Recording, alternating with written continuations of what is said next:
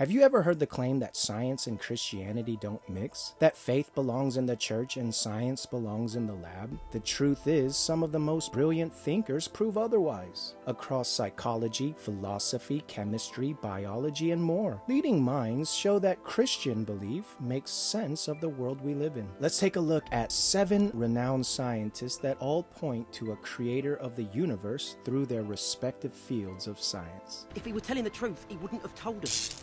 Unless, of course, he knew you wouldn't believe the truth, even if he told us. Before we begin, please make sure to hit the follow for more great content like this. To start us off in psychology, we have someone that many of my own brothers and sisters in Christ would say he's not a Christian because of his appearance on Jubilee, Dr. Jordan Peterson. You're a Christian. You say that. I haven't claimed that. Oh, what is this? Is this Christians versus atheists? Don't be a smartass. Either you're a Christian or you're not. Which one is it? You're really quite something, you are. Aren't I? But you're really quite nothing. Right? You're not a Christian. Okay, I'm done with him. Peterson, one of the most influential psychologists alive today, emphasizes the deep truth embedded in the Bible's narratives. He points out that biblical stories are not primitive myths. They're archetypes that shape the way humans think, live, find meaning. Peterson often warns that without transcendent values, without God, society drifts into nihilism and chaos. And whether or not he always frames it as Christian, his insights confirm this. The Bible provides the foundation for human dignity, responsibility, and freedom. We're all known by our fruits, and I've observed his transformation and his fruits since 2016, before he even got famous. He might be a baby Christian, but he sure isn't one in psychology. The psychological breakdown of his book, We Who Wrestle with God, is a perfect example of how one can say he is a Christian without saying he is one. What is the God you believe in? I think that the claim that Christ is the embodiment of the prophet and the laws, I think that's true. Okay. Yeah, that's complicated, but I think it's true. So you believe that Jesus was God? God?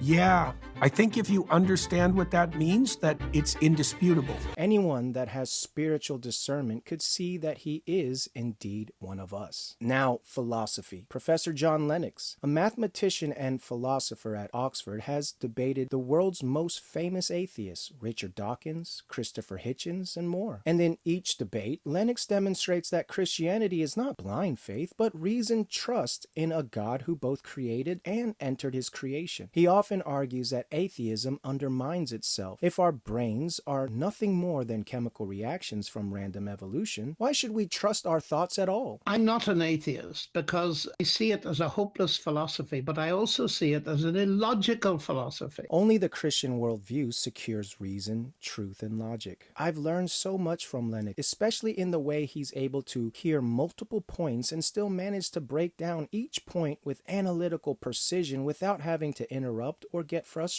The body has many parts, and though he is much more delicate than me, don't think he's not a warrior for Christ. Just check out how he navigates such a hard question when it comes to the problem of suffering. I hadn't noticed that in the middle of the room there was a big montage, and it was the gate of Auschwitz, Arbeit macht frei, work will set you free. And she stood, very intelligent architect, put her hands out like this, across the door, and she said, "What does your religion make of that?" And I said, "I wouldn't insult your memory of your parents who were gassed behind those gates by giving you some simple explanation." I said, "You know, you've asked me, and I'm going to answer your question, but it's going to be very difficult. You know that I believe that Jesus, Yeshua, was Hamashiach, the Messiah." And she nodded with her hands still out like this. I said, "The next bit is even harder because he claimed to be God incarnate." Now, I said that's very hard for you to accept, but just try and follow me and try and just accept for a moment that that might be true. You know he died on a cross, and she nodded, still with her hands out like this. I said, "If that's God on the cross, what's it say?" I said, "At the very least, it's telling me that God has not remained distant from the problem of human suffering, but has himself become part of it."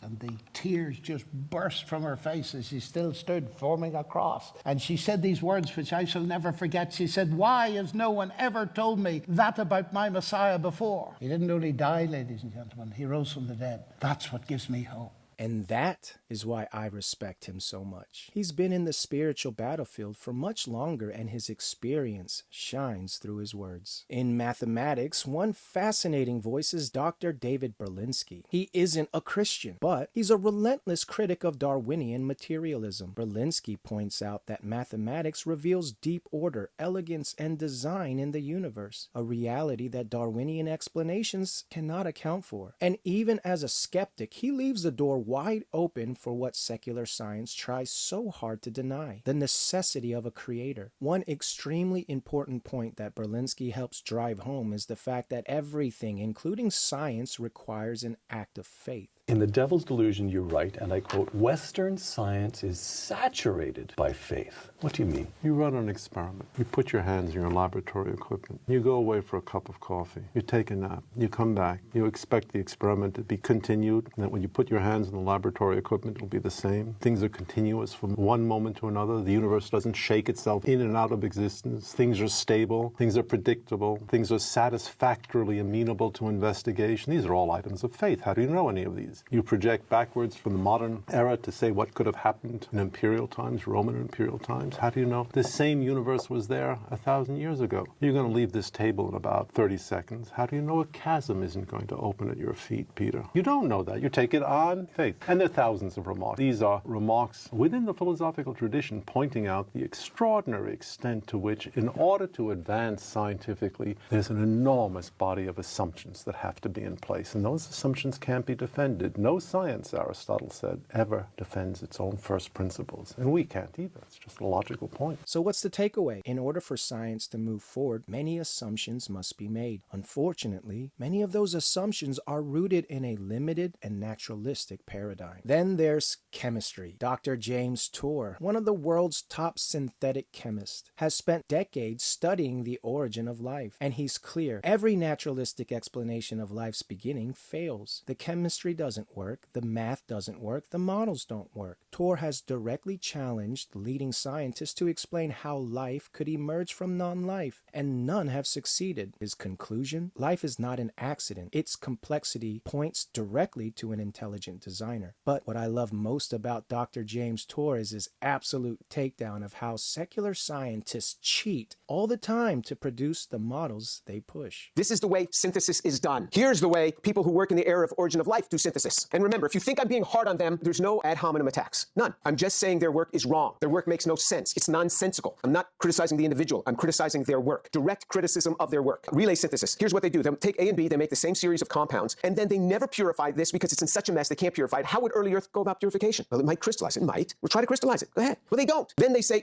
we see AB4 in there as a little blip on my HPLC, so it's in there. It might only be 0.1%, but it's in there. So I will go ahead and buy AB4. I will purchase it, and it'll be homochiral and pure, 100% enantiomeric excess, or as good as you can get. I will buy it that way, and then I'll go on. Well, wait a minute, that's cheating. They isolated that from a natural source, and then they took it on, and now he or she takes it on, and they get a mixture of different compounds. Say this is the compound that they want. They will say, it's there, I see it. Now they will go ahead and buy this, so they put upon the early Earth constraints that they would never be able to deal with. The heck with early Earth. That's early Earth's problem. Not my problem as origin of life researcher. Not my problem. You see how unfair that is? It's cheating every step. Nobody could get away with a synthesis like this. Nobody. I mean, reviewers would just laugh at you. But origin of life, you get away with it all the time because they cheat at every step. Scientifically, they cheat at every step. Chemically, they cheat at every step. You gotta love that passion. But moving on to biology. Biology is often seen as Darwin's territory, but Dr. Stephen Myers shows the opposite. He argues that DNA is a language full of information, and information always comes from a mind. He also points to the Cambrian explosion where life appears suddenly and fully formed with no gradual Darwinian steps. His work reframes biology around intelligence, not chance, and that intelligence is best explained by God. Here's a quick clip by Dr. Myers breaking down the problems in neo-Darwinian evolution through an analogy he makes with computers. This is another information-rich hierarchy. We've got a laptop computer, so we can now, with the technology known as CAD/CAM, we can use information to build single components of an electrical circuit. So we take a flow of information, we build maybe the capacitors and the resistors and the transistors mechanically using information that's encoded in this computer-assisted manufacturing process. But those parts do not a circuit board make, nor does the circuit board make the personal computer. What's critical to make that circuit board is you got to get all the parts arranged in the right way, and that requires a higher level of assembly instructions. And then likewise, to get the circuit board into a full computer, you've got to have a lot of other parts. You've got to have switches and cords and all kinds of wires, and you've got to have the chassis, and you've got to have the keyboard, and all of those parts require assembly instructions as well. So the information for building the low-level parts does not suffice to build the whole high-level system. And the same exact thing is true in biology. DNA codes, provides information for building proteins, but that information alone is not sufficient to build the higher-level structures. And now what that means for evolutionary theory is really profound, because the mutation selection mechanism is operating at the lowest level of that biological hierarchy. We look at the DNA, the whole idea of neo-Darwinism is you get changes in the DNA strand and the nucleotide sequence, and that's going to give you a new protein. But that means that in the best of cases, even if you can overcome the long odds that we've just been describing to find one of those new proteins in that vast combinatorial sequence space, you're still not going to get to build new cell types, organs, tissues, or body plans, because you need higher level instructions, other sources of information. In my book, Darwin's Doubt, I talk about some of those other sources that are known. The point is, we know that this additional information is necessary. It's not stored in the DNA, and that means you could mutate the DNA till the cows come home, or indefinitely over billions of years, and you will never get beyond generating a new protein, even if you can solve those probabilistic problems I was just talking about. This is a really fundamental problem, and it's leading a lot of evolutionary biologists to say we need a new theory. And last but not least, we've got physics and cosmology. Dr. Francis Collins, who led the Human Genome Project, openly professes his Christian faith while working at the very peak of science. He points to the fine-tuning of the universe as evidence of a purposeful creator. Meanwhile, Dr. Hugh Ross, an astrophysicist, highlights that modern cosmology confirms a universe with a beginning. Exactly what Genesis declared thousands of years ago. The heavens, as scripture says, really do declare the glory of God. So here's the truth. Science is not the enemy of faith. Darwin came up with the theory of evolution and the origin of species because he wanted to rid himself of the cognitive dissonance that his unbelieving father and friends would all go to hell. Not to mention, he was inspired to go to the Galapagos Islands because he was inspired by Jewish mystical writings found in the Wisdom of Solomon 19:19. But I digress. Some of the world's most brilliant minds show that faith in God is not only reasonable, it's essential. From psychology to chemistry, from mathematics to cosmology, the evidence keeps pointing to the same direction. The deeper we look into creation, the more clearly we see the Creator. So if you made it this far and picked up some precious pearls from this video, thank you. Please make sure to like, follow, and share for more. But until next time, the Faceless Prophet out. If he were telling the truth, he wouldn't have told us.